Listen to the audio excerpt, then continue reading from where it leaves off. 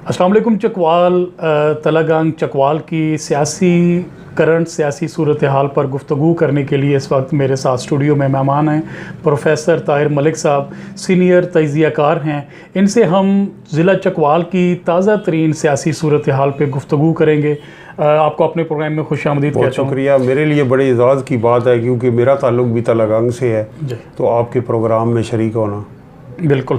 ताहिर साहब, सबसे पहले बात कर सकते हैं कि 3-4 दिन पहले सरदार ग़ुलाम अब्बास साहब, चूँकि एक बहुत बड़ा नाम है ज़िला चकवाल की सियासत का, उन्होंने 2 साल का अरसा गुजारने के बाद बिल आखिर फ़ैसला कर लिया कि पीटीआई को खैराबाद कहना चाहिए।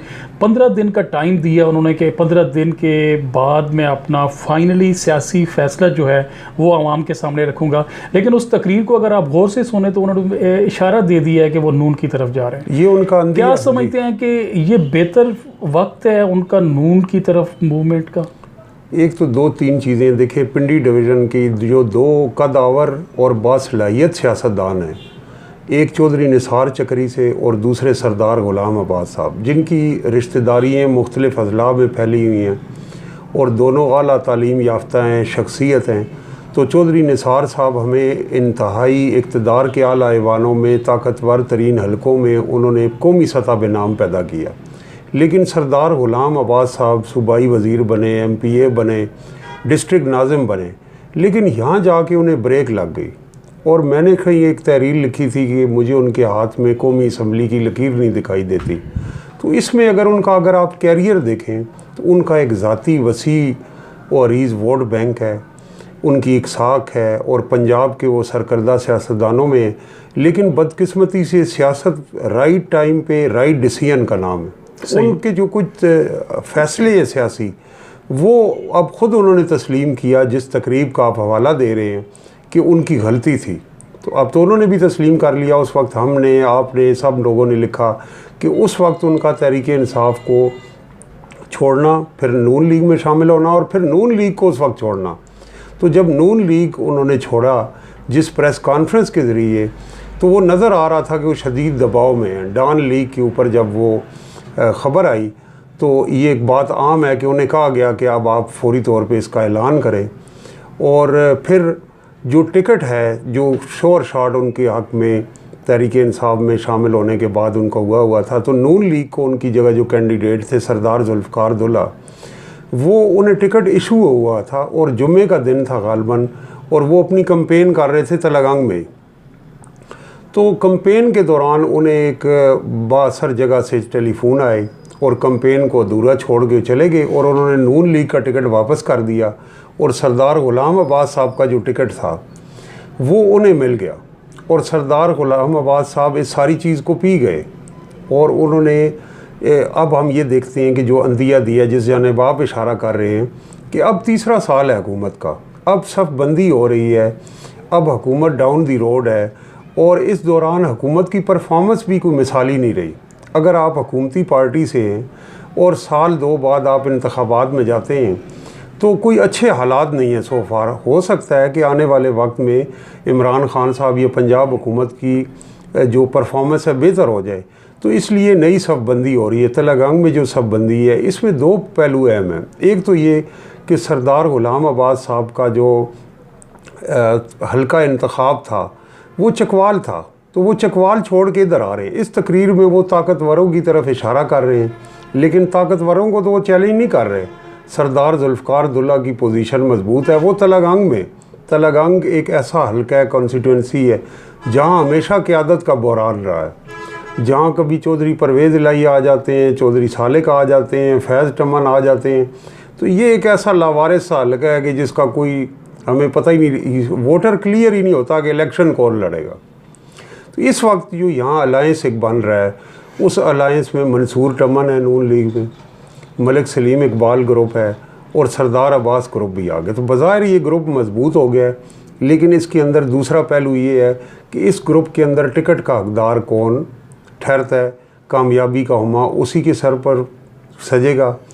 और तीसरी बात ये कि एक तरफ चौधरी साहब जो हैं वो बार बार जो पार्टियाँ उन्होंने तब्दील की हैं और पार्टी तब्दील करते वक्त जो बयानियाँ दिया है, अब क्योंकि सोशल मीडिया का दौर है, लोग सोचते हैं, सवालात उठाते हैं, तो उससे उनकी अपनी साख जो है वो काफ़ी हद तक उसके ऊपर भी बातें उठ रही हैं। तो लेकिन ये बात तय है कि वो चकवाल से ज़्यादा उन्होंने अब अपने आप को तलगंग में फोकस किया, और तलगंग में जो उनका धड़ा था उसमें भी मैं देख रहा था कि इतनी बड़ी तादाद जो नाज़िम की जो उनके साथ, जब नून लीग के दौर में यहाँ बल्दियाती इंतखाबात आए थे तो सरदार गुलाम अब्बास साहब का सबसे बड़ा धड़ा था, और उन्होंने एन ब्लॉक अपने धड़े को नून लीग में शामिल किया। अब उस धड़े के भी बहुत बड़े नाम कई इसमें शामिल नहीं हुए। दूसरा पहलू जो सरदार साहब का है, जिससे हर पार्टी अनईज़ी हो जाती है, पीटीआई भी, पीपल्स पार्टी भी माजी की और नून लीग भी, कि सरदार साहब का जो अंदाज़े सियासत है वो पार्टी का नहीं है, वो धड़े का है। तो पार्टी पॉलिटिक्स में आप धड़े की जब सियासत करते हैं तो पार्टी के अंदर दो ग्रुप बन जाते हैं, और उस तकसीम से कोई ख़ास फ़ायदा नहीं होता। सही हो गया। ये आपने कहा कि धड़े की सियासत करते हैं सरदार गुलाम अब्बास साहब, धड़ा उनका बहरहाल मौजूद है पूरे ज़िला चकवाल में। क्या समझते हैं कि आइंदा आने वाले बल्दियाती इलेक्शन में या जनरल इलेक्शन में जो 3 साल के बाद होंगे, 2.5-3 साल के बाद, सरदार अब्बास की सपोर्ट अगर मलिक सलीम इकबाल साहब को, शहरयार अवान साहब को होती है तो काफ लीग का ये जो पैनल है इसको टफ़ टाइम मिल सकता है? टफ़ टाइम तो इन्हें एनी केस मिलेगा। देखिए जो पिछले इंतखाबात थे उसमें सबको पता था कि नून लीग दोबारा नहीं आएगी। सही। लेकिन पंजाब पूरे में जो सीटें ज़्यादा अक्सरियत नून लीग की निकली, पिंडी डिवीज़न में, अटक में, रावलपिंडी शहर में और चकवाल में नून लीग को शिकस्त हुई। जेलम से लेके आगे और ओकाड़ा साहिवाल तक नून लीग जीती। लेकिन अगर कल इलेक्शन हो तो पिंडी डिवीज़न में ही तहरीक इंसाफ और काफ लीग की सीटें ख़तरे में हैं। मिसाल मैं अगर आपको दूं कि जब ज़िमनी इंतखाबात हुए तो जो अटक से सीट खाली की मेजर ताहिर सादिक ने, वहाँ नून लीग जीत गई, मलिक सुहेल कम्बड़ियाल, और फवाद चौधरी ने जो पिंड दादन खान में सीट खाली की वहाँ नून लीग जीत गई। तो अब जो ग्रुपिंग है और जो परफॉर्मेंस है, क्योंकि इमरान खान साहब अभी तक डिलीवर नहीं कर सके, बुज़दार साहब को मुतहर्रिक वज़ीर आला नहीं है, फंड्स का मसला है, तरक्याती काम रुके हुए हैं, और नून लीग ने जो बयानिया दिया है गुजरावाला जलसे में, उससे उनका वोटर जो है जो मुतहर्रिक हो गया, चार्ज हो गया, और वो ज़्यादा मोटिवेटेड हो गया, और जो अपोजिशन है वो परेशान दिखाई दे रही है। सही। और ये भी हो सकता है कि आने वाला जो इलेक्शन है वो 3 जमातें पंजाब में मिल के लड़ें। मौलाना फजलुर रहमान का मजहबी वोट, पीपल्स पार्टी के साथ सीट एडजस्टमेंट और मुस्लिम लीग नून, तो फिर इस हैसियत से भी बड़ा फ़र्क पड़ जाएगा। सही हो गया। सरदार अब्बास साहब पे थोड़ी सी और गुफ्तगू कर लेते हैं कि ये जो तकरीब हुई है 2 साल खामोशी के बाद उन्होंने चुप कर रोज़ा तोड़ा है और खुल के उन्होंने शिकायत का जो है वो पिंडोरा खोला है। सुनने में ये बात आ रही है कि पीटीआई की आला क़यादत उनसे रब्ते करने की कोशिश कर रही है।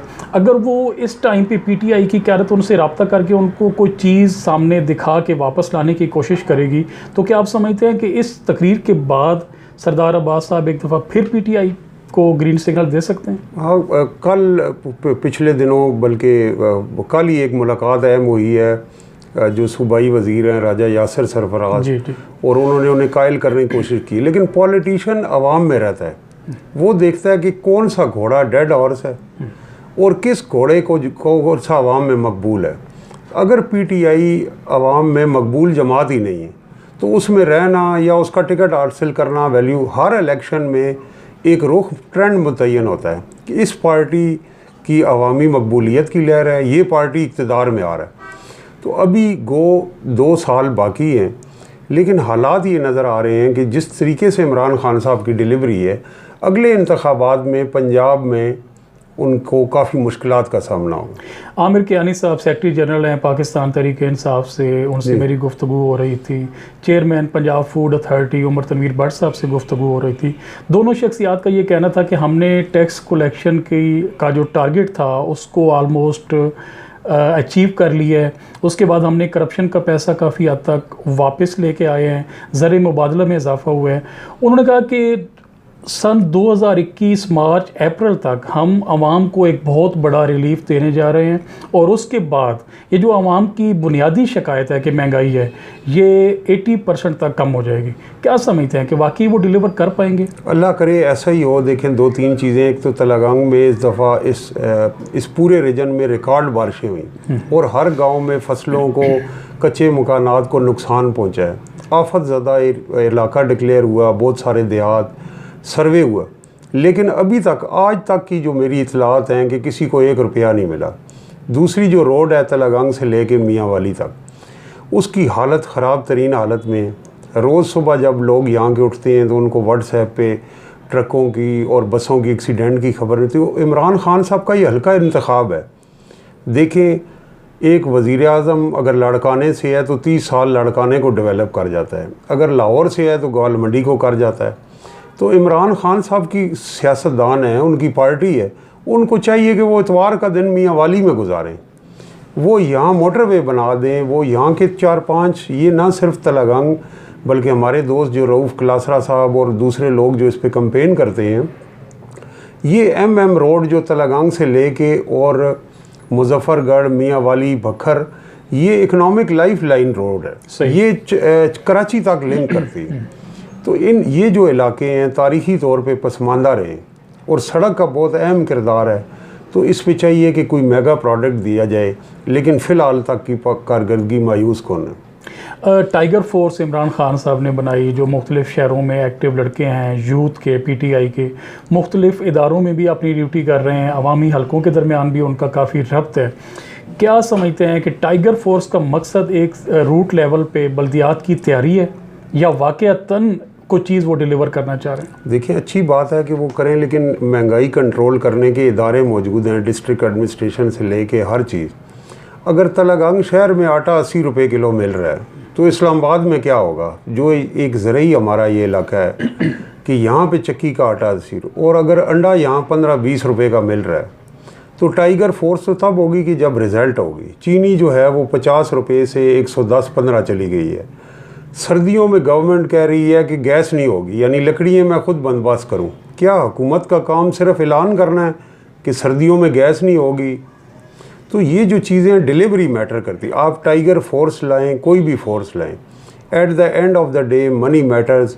अगर आम आदमी को रिलीफ ना मिला तो फिर सारा निज़ाम ख़तरे में होगा। आज की जो हुकूमत का अपना इदारा है, इदारा शुमारियात, वो इस 2 हफ्तों की, इस पिछले 2 हफ्तों की वो बता रहे हैं कि 9.20% महंगाई की शरह खाने पीने की चीज़ों की वो पूरे रीजन में उसमें इजाफा हो चुका है। तो लोग गरीब हो रहे हैं। पाकिस्तान में जो नया डाटा आया, रिपोर्ट आया कि 33% जो ख़ानदान हैं वो ग़िज़ाई किल्लत का शिकार हो रहे हैं। तो सियासत चलती रहती है, लेकिन हमें आम आदमी की हालत इज़ार पे तवज्जो देनी हो। सही हो गया। मतलब खान साहब की हुकूमत, उनके काबीना के जो मिनिस्टर्स हैं, वो ख़ुद ये मानते हैं कि महंगाई काफ़ी हो चुकी है। वो ये समझते हैं कि हम इस पे काबू पाने की कोशिश कर रहे हैं और कामयाब भी हो जाएंगे।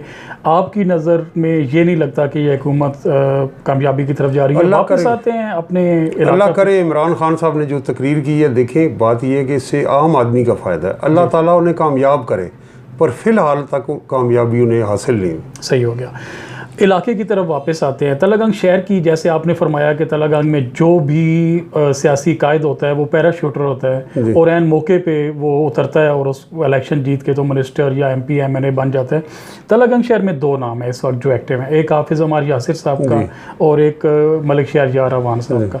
आपके ख़्याल में तलागांग शहर के लिए इन दोनों शख्सियात में से मौजूद तरीन शख्सियत कौन सी है? मैं एक पेशन गोई करना अच्छी बात तो नहीं। एक मैं ये देख रहा हूँ कि सियासत टमन से निकल गई है, खा वो मुमताज़ टमन हो या मंसूर टमन हो। दूसरी बात ये कि मजहबी वोट का फ़ायदा भी होता है, नुकसान भी होता है। सही। तो तलागांग की सियासत में जिन लोगों ने मजहबी वोट इस्तेमाल किया, उसने और पोलराइज़ कर दी। तो यहाँ एक तकसीम हो गई है। चौथा पहलू ये है कि लोग को बलदियाती इंतखाबात में ज़ात बरादरी पे वोट देते हैं, लेकिन कौमी इंतखाबात पे कौमी इशू पे देते हैं। तलागांग शहर में से जो पार्टी लीड ले जाएगी वो देहातों में से कवर नहीं होगी, और जो पार्टी लावा से और बड़े कस्बात से ले जाएगी वो छोटे मोटे शहरों से कवर नहीं होगी।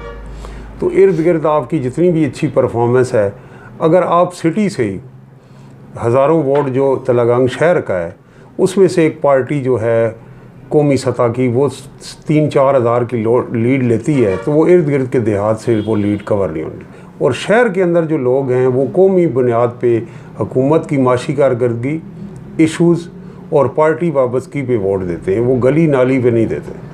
सही हो गया। डिलीवरेंस काफ लीग की अगर मैं बात करूं तो यहाँ पे पीटीआई आपको नज़र नहीं आती, सारा जो होल्ड है वो काफ लीग का है और इसमें परवेज़ इलाही साहब का बड़ा कलीदी किरदार रहा है। गैस का इशू तकरीबन 2 से 2.5 महीने इस बारिशों के मौसम में जो नाला गंभीर है वहाँ गैस पाइपलाइन डैमेज हो गई थी। उसके बाद से काम शुरू है। 1 करोड़ 80 लाख रुपए का जो फंड है वो भी परवेज़ इलाही साहब ने ज़ाती असर रसूख इस्तेमाल करके फौरी तौर पे अरेंज करवाया, लेकिन 1-1.5 महीना होने को है, अभी तक वो प्रोजेक्ट मुकम्मल नहीं हुआ। इसके बीच में जो हर्डल्स थे वो ये एक मेन था कि हाईवे की तरफ से एनओसी नहीं मिल रही। आज हमने वहाँ पे विज़िट किया अपनी पूरी मीडिया टीम के साथ, काम जारी है, अभी तक एनओसी नहीं मिली। इस शर्त पे कि हम काम जारी रखेंगे, आप जब मुतमईन होंगे एनओसी दे देंगे। सवाल यहाँ पे मेरा ये है कि एक सरकारी इदारा है हाईवे, पब्लिक इंटरेस्ट का इशू बना है, इतनी देर क्यों लग गई कि अभी तक महकमा हाईवे ने एनओसी जारी नहीं किया? ये ना तजर्बाकारी है। देखें, शहबाज शरीफ से आप अगर डिसएग्री भी करें, पंजाब को चलाने के लिए आपको इंतज़ामी तजर्बा चाहिए, ब्यूरोक्रेसी के साथ आपको काम करने का तजर्बा चाहिए। तो परवेज़ इलाही साहब वज़ीर बल्दियात रहे, स्पीकर रहे, चीफ मिनिस्टर रहे, ज़ाती हैसियत में वो ब्यूरोक्रेसी से काम लेते हैं, लेकिन पीटीआई को काम लेना ज़ाती हैसियत में ब्यूरोक्रेसी से आता नहीं, क्योंकि जिस दिन आपकी हुकूमत शुरू होती है उल्टी गिनती शुरू हो जाती है, रिवर्स टाइम। आपने प्रोजेक्ट मुकम्मल करने होते हैं तो उनको के लिए 2-3 स्टेजेस हैं डिलीवरी। पहले आप PC1 अप्रूव करते हैं, फिर आप उसका बजट में पैसा उस मद में रखते हैं, तीसरा आप जो इन मुख्तलिफ इदारों में बॉटल नेक्स होती हैं वहाँ जहाँ जहाँ रुकावटें होती हैं दूर कराते हैं। तो पीटीआई के जो लोग हैं चल उनको इसका तजर्बा नहीं है। तो चकवाल में तो हमारी जो आला अस्करी शख्सियत हैं दूसरी, उन्होंने बहुत काम कराए हैं, लेकिन तलगांग में ये मसला नज़र आ रहा है और इसमें परवेज़ इलाही साहब ज़ाती दिलचस्पी ले रहे हैं। सही हो गया। बहुत सारे मसाइल तलगांग के ऐसे हैं कि जो वादे हुए थे, नून लीग के दौर में भी हुए थे, ज़िला बनाएंगे तलगांग को। उसके बाद परवेज़ इलाही साहब जैसी कदावर सियासी शख्सियत भी यहाँ पे आई, उन्होंने कहा था कि यहाँ पे यूनिवर्सिटी बनाएंगे। हॉस्पिटल उन्होंने बनाया ज़रूर, लेकिन यूनिवर्सिटी और तलगांग को ज़िला बनाने जैसे जो मसाइल हैं, आप क्या समझते हैं कि आइंदा आने वाले 2-3 सालों में इन पे कुछ अमल दरामद हो सकता है? मैं समझता हूँ कि अब मियाँ वाली में एक यूनिवर्सिटी बन गई है और चकवाल की यूनिवर्सिटी अप्रूव हो गई है, तो इससे तलगांग वालों को भी फ़ायदा होगा। सही। दूसरा जो इस वक्त सरे फहरिस्त है, मैं ये मसला समझता हूँ कि तलगांग के अंदर एक कोई स्टेडियम होना चाहिए स्पोर्ट्स का, लाइब्रेरी होनी चाहिए, एक जिम होना चाहिए, और सबसे हॉस्पिटल में सहूलियात का फुकदान है। आज की अखबार में भी है कि जो कोई दहशतगर्दी का वाक़या होता है, हमारे जवानों की मैयतें तलगांग के देहातों में आती हैं, लेकिन इस तलगांग शहर में सरकारी अस्पताल में वेंटिलेटर नहीं। अगर इस वक्त उन शहीद होने वाले, हमारी धरती पे कुर्बान होने वालों का कोई बच्चा, बीवी, वालिद जाए, उसे वेंटिलेटर की ज़रूरत हो, तो उसको प्राइवेट गाड़ी करके इस्लामाबाद प्राइवेट हॉस्पिटल में जाना। तो इसके लिए ये ठीक है कि काम हो रहे हैं, लेकिन जो लोग यहाँ के अरबाब इख्तियार हैं, जो वज़ीर हैं, जो मुशीर हैं, उन्हें चाहिए कि हॉस्पिटल के लिए लाइफ सेविंग जो इंस्ट्रूमेंट्स हैं उनका फौरी बंदोबस्त करें। सही। जहाँ तक आपने बात की लाइब्रेरी की और जिमनेजियम की, तो वो लाइब्रेरी असिस्टेंट कमिश्नर साहब ने अपना ज़ाती इंटरेस्ट शो करके यहाँ पे वो बना रहे हैं। एक स्पोर्ट्स कम्प्लेक्स की तामीर भी हो रही है गवर्नमेंट गर्ल्स एलिमेंट्री कॉलेज के साथ, लेकिन जो मसाइल हैं हमारे रोड के, यूनिवर्सिटी के, और मुझे नहीं लगता कि तलगांग इन सर्कमस्टांसेस में ज़िला बन सकता है, लेकिन बहरहाल वादा हुआ है, तो ये अभी मुश्किल नज़र आ रहे हैं।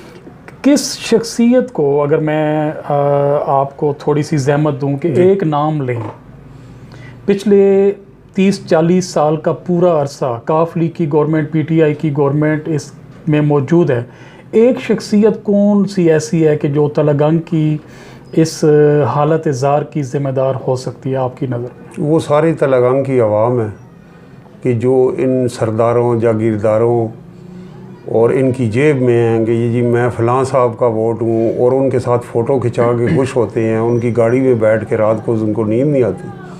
तो इस शहर का आम आदमी भी उतना ही मुजरिम है जितना ये बड़े लोग हैं। बहुत शुक्रिया ताहिर मलिक साहब, आपने टाइम दिया हमें। जी नाज़रीन, आपने तफसील से गुफ्तगू सुनी प्रोफेसर ताहिर मलिक साहब की तलगंग चकवाल की करंट सियासी सूरत हाल पे। पीटीआई गवर्नमेंट को ये मज़ीद कामयाबी से चलता हुआ नहीं देख रहे। तलगंग की बात करूं तो इन्होंने मूरद इल्ज़ाम ठहरा दिया है तलगंग की आवाम को कि अब इस वक्त तक अगर तलगंग ने उस नहज पे तरक्की नहीं की तो किसी सियासी शख्सियत का कोई कसूर नहीं है, कसूर आपका है कि आपने सोच समझ के लीडरान का इंतखाब नहीं किया, वोट देते वक्त उस शख्सियत को वोट नहीं डाला कि जो आपके बुनियादी मसाइल जो हैं उनको अपना मसला समझ के हल कर सके। आपका बहुत शुक्रिया जी।